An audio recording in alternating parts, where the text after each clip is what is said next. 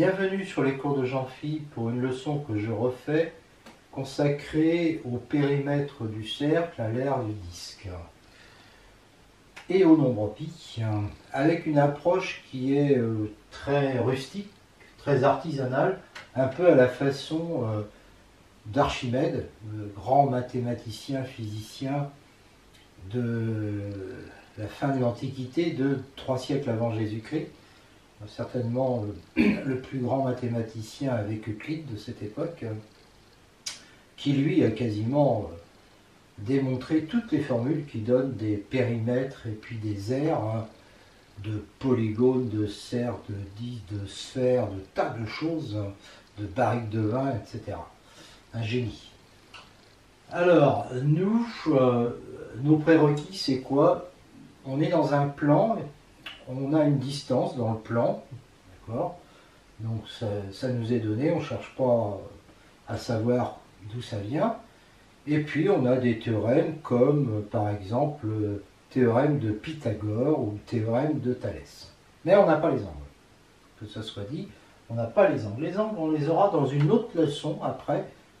Et pour aborder cette autre leçon, il faudra d'abord avoir vu celle-là. Alors, comment est-ce qu'on va faire? D'abord, on sait que le cercle de centre O et de rayon R positif, c'est l'ensemble des points M qui sont équidistants de O, à une distance égale à R. Eh bien, on va l'aborder de la façon suivante. On construit des polynômes qui sont inscrits, comme le polynôme ABCDE, et des polynômes qui sont, alors je ne sais pas trop quel adjectif convient, ils sont à l'extérieur du cercle et tangents au cercle. Comme A', B', C', D'. Alors, voilà, donc inscrit et puis à l'extérieur. Sur ce dessin, on voit clairement que, mais c'est visuel, hein, que la distance AB, ça on sait ce que c'est, hein, est plus petite que la distance, la longueur de cet arc, on ne sait pas ce que c'est, et plus petite que la distance A'B', on sait ce que c'est. Et on pourrait partir comme ça pour trouver le périmètre du cercle, mais c'est pas évident, c'est même difficile. On va faire autrement. On montre que le périmètre du cercle, c'est le sup, la borne sup, des périmètres des polynômes qui sont inscrits. Et on montre que c'est la borne inf des polynômes qui sont tangents à l'extérieur du cercle. Voilà ce qu'on va faire. Pour l'aire, alors pour l'aire, on sait que pour mesurer une aire, il faut se donner une unité, que cette unité, c'est le carré de longueur 1, c'est-à-dire que la longueur de ces côtés est égale à 1, donc il y a une distance, et puis il y a l'aire d'un carré qui est égal à 1, et on remplit, on a un domaine, on le remplit avec des carrés. Ça peut être une infinité de carrés. Et on compte combien il y a de carrés. Alors, quand on remplit exactement le domaine D par n entier, carré, son aire est égal à n. C'est le cas, par exemple, d'un carré de côté de longueur P, hein, P étant un entier, bah, ça nous fait P ligne de P carré, de carré d'R1, d'accord? Donc on va faire P fois P, il y a P fois P carré, donc il y en a P au carré, et son aire est P au carré. Et si P n'est pas un entier, son aire aussi sera égal à P au carré. Ça, on ne va pas le démontrer ici. Peut-être que je ferai ça un jour, mais là, en tout cas, je ne le fais pas ici. Derrière tout ça, il y a quand même la théorie de la mesure. Hein. Pour mesurer des aires, bon, bah, c'est la théorie de la mesure. Hein. Alors, on pourrait l'adapter ici au plan. C'est peut-être ce que je ferai, mais bon, pour le moment, je n'ai pas fait. Par contre, j'ai fait un chapitre sur la théorie de la mesure de Lebesgue, hein, il n'y a pas de souci. Donc, si P n'est pas un entier, son aire est aussi P au carré. Si un domaine D est la réunion disjointe de carrés, et qu'il n'y a pas de vide, donc on remplit exactement avec des carrés, eh bien, on compte combien il y a de carrés, et la somme des aires est A. D'accord? La somme des aires de carrés, je veux dire. C'est pas on compte combien il y a de carrés, je me suis trompé. On fait la somme des aires de tous les carrés qu'il y a dedans. D'accord? Et la somme des aires, si elle est A, on va dire que son aire est égale à A. Bon. Alors ça, c'est des domaines, je vais dire, qui sont carlables. C'est pas le mot qui convient en réalité, mais c'est un adjectif perso ici. C'est-à-dire qu'il n'y a pas de trou, quoi. On a vraiment tout comblé avec les carrés. Alors, on pourrait se dire, ben, qu'est-ce qui se passe si on prend une autre réunion disjointe de carrés, mais une autre réunion, est-ce qu'elle va donner la même somme des aires? Ben oui, mais là aussi, je ne l'explique pas. D'accord? Donc, ce nombre est indépendant de la partition qu'on a choisie pour remplir. Maintenant, si D est un domaine quelconque, comment fait-on pour calculer son aire? Eh bien, l'aire, on va dire que c'est la borne sup des aires des domaines carrelables qui sont à l'intérieur de D. D'accord? Voilà. Donc, on met les carrés là-dedans, on regarde leur aire, et le plus grand, le sup de ça, ça va donner l'aire du domaine. Voilà. Voilà mes prérequis pour entamer cette leçon. Soit D, D', deux domaines plans d'aire AD et AD'. Alors, il est évident que si D est inclus dans D', l'aire de D est inférieure ou égale à l'aire de D'. Parce que les carrés qu'on pourra mettre dans D, on va les retrouver dans D'. Lemme, si AB sont deux points du cercle de centre O et de rayon R, que P et M sont des points qui sont à l'extérieur du cercle, donc on prend B appartenant à OP, on se débrouille pour avoir ça et puis ça, et bien dans ce cas-là, cette longueur AB va être inférieure strictement à la longueur MP. Pourquoi? J'appelle delta la médiatrice de AB, qui passe donc par le milieu I de AB et par le centre haut du cercle, soit HK les projetés orthogonaux, alors H le projeté de P, et là le K c'est le projeté de M. On applique Thalès ici, dans ce triangle-là, on a AI sur MK qui est égal à OA sur OM, qui est donc inférieur à 1. Ce qui veut dire que AI est inférieur à MK. Et si on prend C, l'intersection de PM avec la droite delta, bon, il y a deux cas. Si C est différent de K, ben MC est l'hypoténuse dans ce triangle et donc MK est plus petit que MC. D'accord? Voilà. Et si C égale K, ben on aura MK qui sera égal à MC. Donc dans tous les cas, on a ça. Mais comme ici c'était strict, que AI est inférieur à MK et que MK est inférieur ou égal à MC, on a AI qui est, donc ici, inférieur à MC. On fait la même chose avec l'autre. IB va être inférieur à CP. Et donc quand je vais faire AB qui est égal à AI plus IB, eh bien, il va être inférieur à MC plus CP qui fait bien MP, parce que ce qui se passe, c'est que B et P sont dans le même demi-plan de frontière delta, et AM sont dans le même demi-plan. D'accord? Alors c'est pour ça que ici, AI plus IB est égal à AB, et que ici, MC plus CP, ça fait MP. Voilà. D'où le résultat. Soit une ligne polygonale maintenant, une ligne polygonale donc qui n'est pas fermée, hein, mais qui peut être fermée, inscrite dans le cercle et reliant le point A, donc A0 égale A, au point B, AN égale B. Et on rajoute maintenant, entre deux de ces points, on rajoute un point M, d'accord, et on obtient une ligne P'. Et bien alors, la longueur de la première ligne est inférieure strictement à la longueur de la seconde. Pourquoi?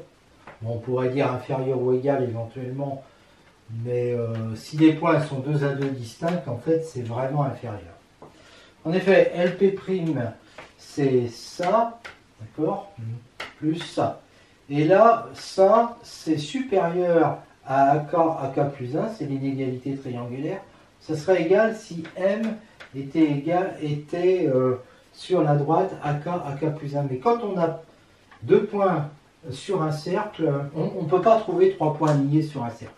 D'accord? Donc si on intercale un point M entre AK et AK plus 1, ça veut dire que M n'est pas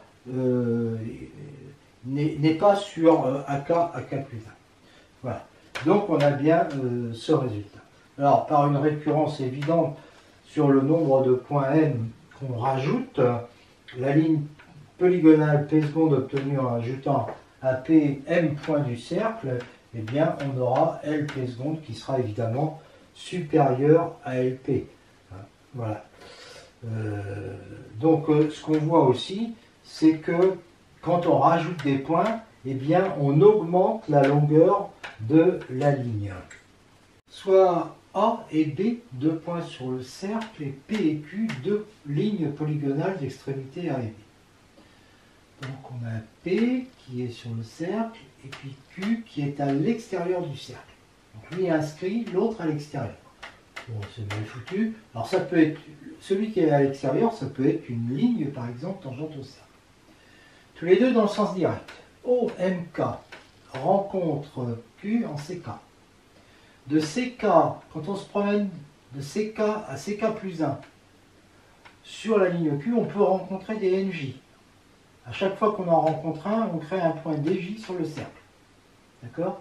ONJ rencontre le cercle en DJ.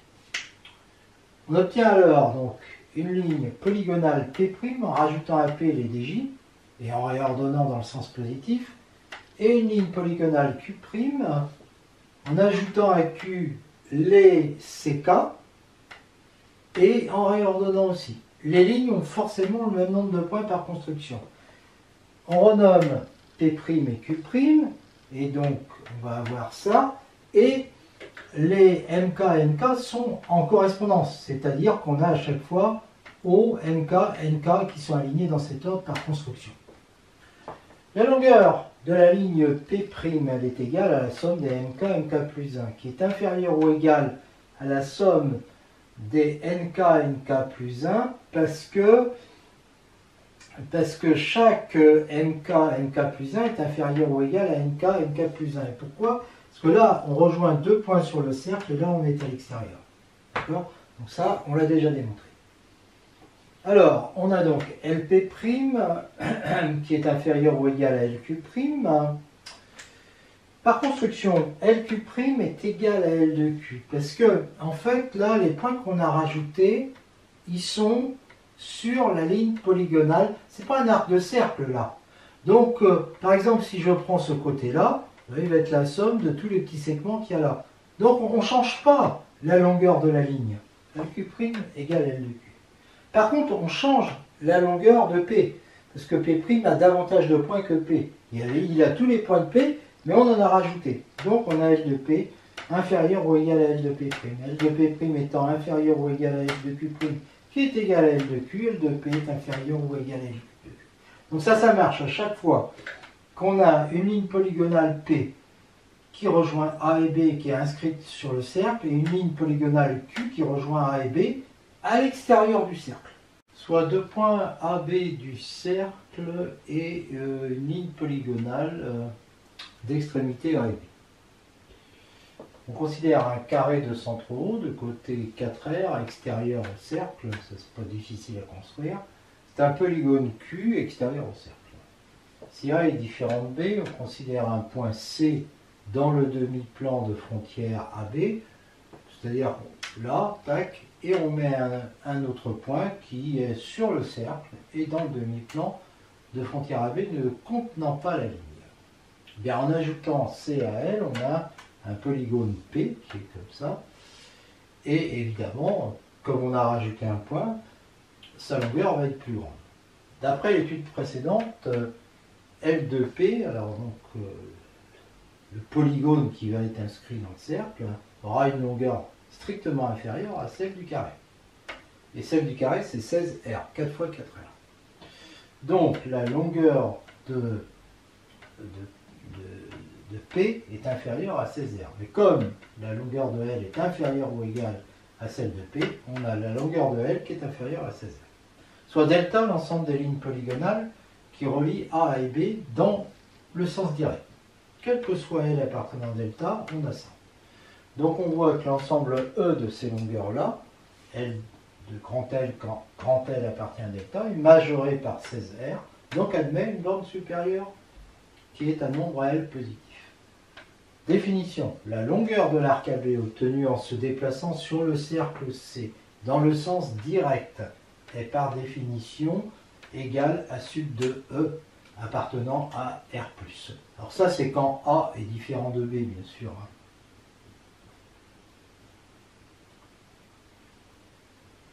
Encore que, on ne va pas en parler. On va en dire un petit peu plus après. Bon, on la note comme ça, ou parfois comme ça. Donc, on a toujours cette inégalité. Alors, il faut bien comprendre que si B est différent de A, on se déplace de A vers B, il n'y a pas de problème. Maintenant, si B est égal à A, soit on fait tout le tour, soit on fait du surplace. D'accord?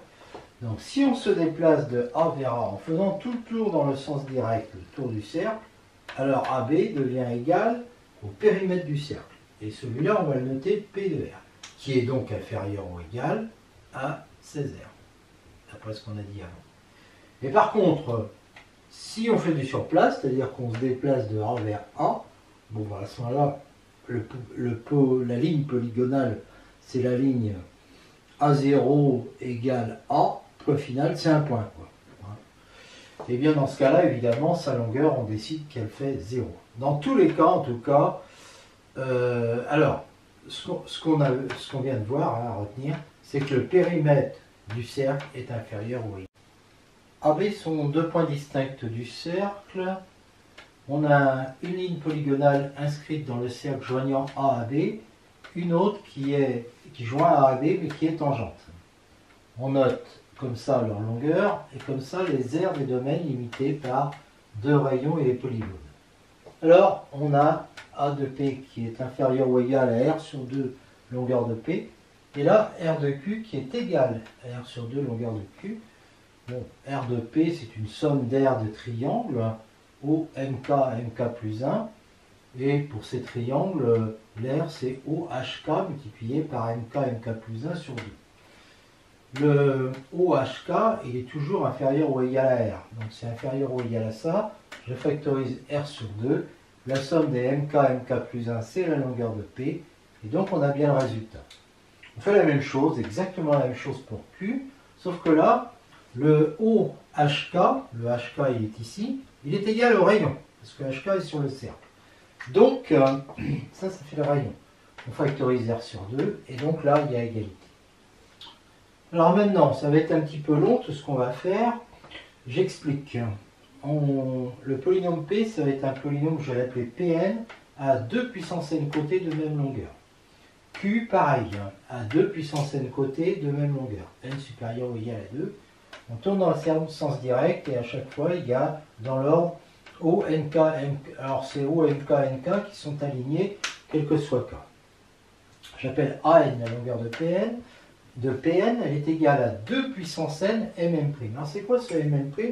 Ben, en fait, les triangles, ils sont tous identiques, ils sont tous comme ça. Alors donc je l'appelle mm' pour l'étude.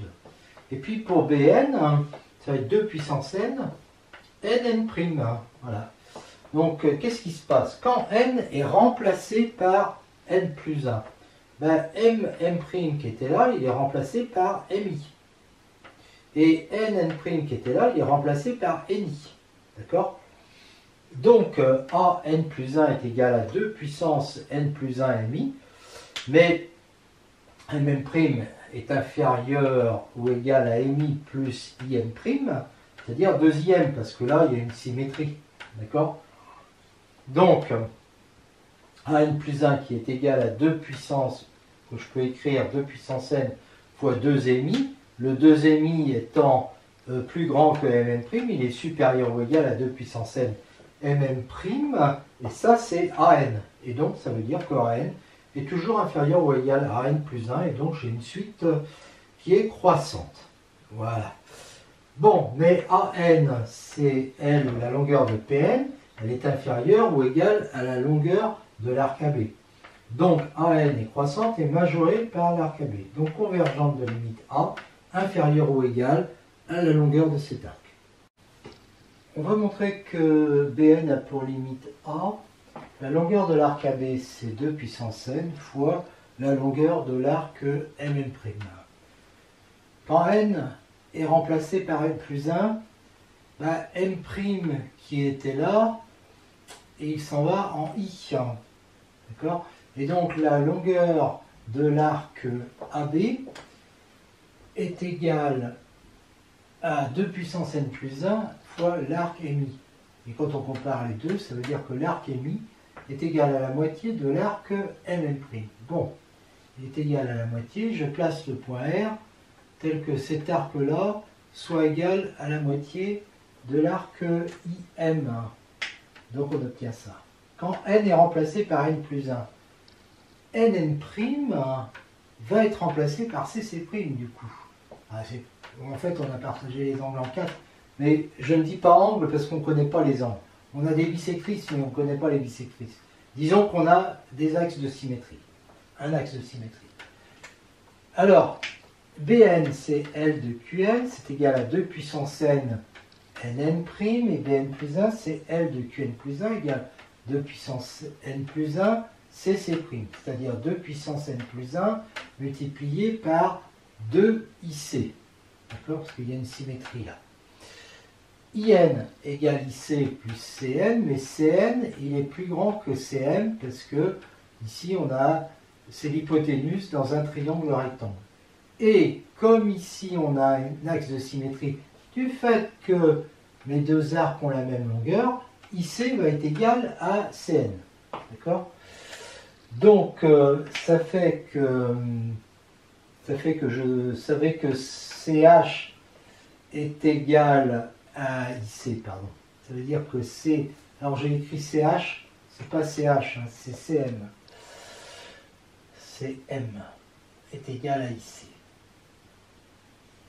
C'est IC, alors attention, je me suis trompé, c'est IC plus CN.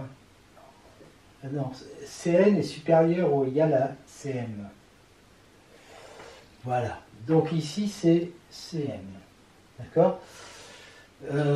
Et IC et CM c'est pareil, donc ça c'est égal à 2IC. Bn plus 1 va être inférieur ou égal à 2 puissance n plus 1 IN. Et donc, oui, parce que Bn plus 1, il faut retrouver où il est écrit Bn plus 1 c'était ça, fois 2IC. Mais là, je viens de voir que 2IC est plus petit que IN, donc c'est bien ça. Et ça fait 2 puissance n multiplié par 2IN. Et 2IN, hein, c'est Nn'. 2 puissance n Nn'. Et ça, c'est Bn. Donc j'obtiens que Bn plus 1 est inférieur ou égal à Bn, donc Bn est décroissant. Bn est plus grand que L de AB. D'accord? Donc il est minoré. Donc cette fuite-là est convergente vers une limite B supérieure ou égale à L de AB. Donc en fait, j'ai AN qui tend AN qui est inférieur ou égal à la longueur de l'arc AB, qui est inférieur ou égal à la longueur de l'arc BN. Et ça tend vers A, et ça tend vers B. Alors, il n'y a plus qu'à démontrer que A est égal à B. J'applique Thalès, toujours ici, en disant que OM sur ON, c'est pareil que MH sur N. Et donc, un produit en croix, et ça me fait ça et ça. J'applique Pythagore dans ce triangle-là, où I carré qui fait R2 est plus IN au carré égale au N au carré. Donc, j'ai ça, IN au carré qui est égal à ON au carré moins R2, et ON au carré, ça fait R2 N carré sur MH carré moins R2. Donc en multipliant par MH carré, j'ai ça. Mais AN égale 2 puissance n Mn' égale 2 puissance n plus 1 MH. Donc MH est égal à AN sur 2 à la puissance n plus 1. Donc MH au carré égale AN au carré sur 4 à la puissance n plus 1. Et là j'ai la même chose avec BN. BN au carré va être égal à 4n plus 1 mi carré. Donc je remplace ici dans cette expression MH et IN parce que j'ai trouvé. Et puis là j'ai R2 et de l'autre côté pareil. Bon, je peux simplifier par ici, qu'est-ce qui va se passer? Là il y a le même dénominateur, mais là ces deux-là ils sont multipliés, donc il va en rester un. Et j'obtiens ça. Sauf que maintenant, AN tend vers A, BN tend vers B, ça tend vers plus l'infini, ça tend vers 0. Ça tend vers B au carré, moins A au carré. Ça veut dire que B au carré moins A au carré égale 0. Donc A égale B puisque A et B sont positifs. Les suites A et BN sont donc adjacentes, parce qu'il y en a une qui est croissante, l'autre décroissante. Elles ont la même limite. Et comme on avait ça, puisqu'elles ont la même limite, cette limite va être égale à L de AB. Alors on va montrer que l'R sous Pn est égal à R fois la longueur de l'arc AB. Alors c'est pas R sous... La limite de l'R sous Pn, oui, est égale à R fois la longueur AB divisé par 2. Démonstration, ben c'est Re-Thalès, hein. OH sur OI est égal à OM sur ON égale MM' sur NM'. Et donc, et ça c'est quoi? C'est la longueur de Pn divisé par 2 puissance n, la longueur de Qn divisé par 2 puissance n. Donc c'est longueur de Pn qui fait Rn sur longueur de Qn qui fait Bn. Et ça tend vers 1. D'accord? Ça tend vers 1 et OI est égal à R.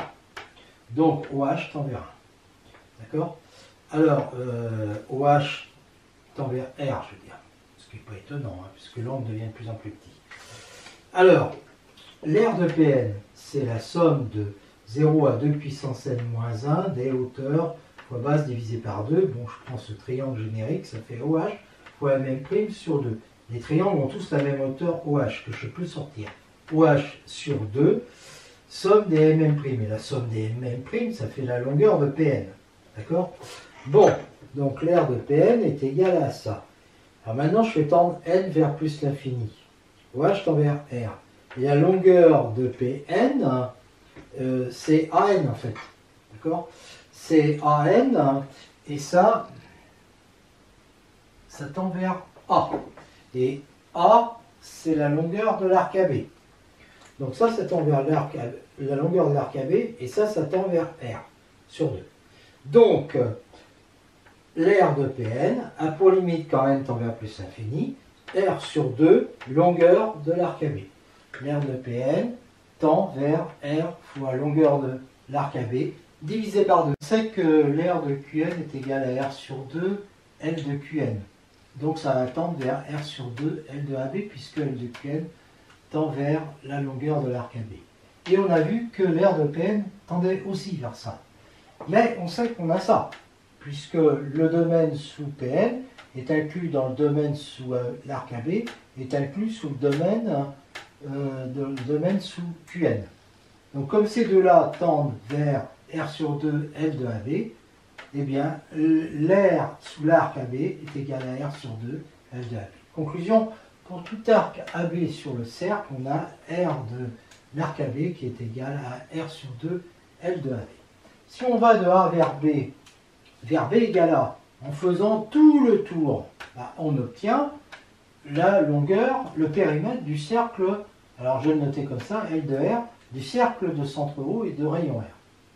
L'aire de AB va devenir l'aire du cercle, enfin du disque, c'est-à-dire de la boule de centre O et de rayon R. Et alors, on va avoir la même formule. R égale R sur 2, L de R. Eh bien, par définition, on pose que pi, c'est l'aire du disque unité. Et donc, on applique cette formule, donc c'est pi. Pour R égale 1, ça fait 1 demi de L de 1. Et donc, ça fait L de 1 égale 2 pi. La longueur du disque unité, c'est 2 pi. Alors, je reprends ce dessin-là, dans lequel j'applique Thalès. Alors là, j'ai mis un morceau du polygone qui fait le tour, mais sur le cercle de rayon 1. Et là, sur le cercle de rayon R. OMK sur OM'K est égal à MK plus 1 sur MK M', plus 1 avec les notations qu'on a déjà vues avant. Donc, ça donne ça. La longueur de Pn, c'est la somme des MK, M', plus 1. Donc ça va faire R fois la somme des MK plus 1. Et ça donne la longueur du cercle de rayon 1. En fait, ça fait... ça donne la longueur du polygone Pn, mais qui est ici, sur le rayon 1. Et celui-là, il tend vers L de 1. D'accord? Donc ça tend vers L de 1. Bon. Mais ça, en fait, ça tend vers L de R. Donc L de R est égal à R multiplié par L de 1. Ben, L de 1, c'est 2pi. Donc 2pi R. Ben alors du coup, A de R qui est égal à R sur 2 L de R, je remplace L de R par 2pi R, les deux s'en vont, et j'obtiens pi R rayon au carré. On a enfin obtenu, ça a été long, que la longueur d'un cercle de rayon R, le périmètre d'un cercle de rayon R, c'est 2pi R, et que l'aire d'un disque de rayon R, c'est pi R au carré. Soit un arc AB sur le cercle de rayon R, A différente B, orienté dans le sens direct, comme d'habitude. OA coupe C en A', et OB en B'. Et on sait que la longueur de A'B' est égale à alpha. On dira qu'on parle d'un angle alpha. Là, on est sur le cercle de rayon 1. Alors, la longueur de AB va être égale à alpha R, et l'aire sous AB, donc cette aire-là, va être égale à alpha R2 sur 2. Démonstration, on reprend la ligne, les lignes inscrites Pn à 2 puissance n côtés égaux sur le cercle avec des extrémités à égaux.